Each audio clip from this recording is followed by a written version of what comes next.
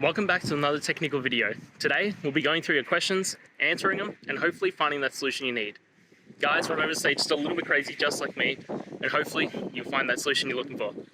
Now, let's continue on to the video.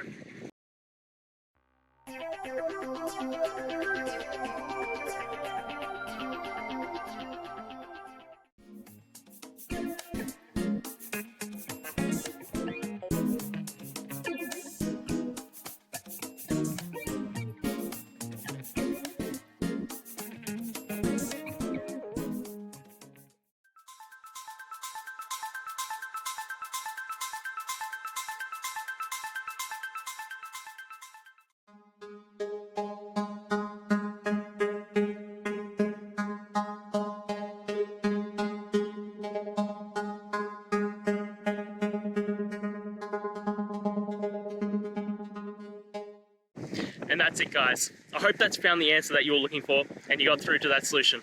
If you did, please hit the subscribe button. I'd really appreciate it. And until the next time you have a technical issue, I'll see ya. Have a good one.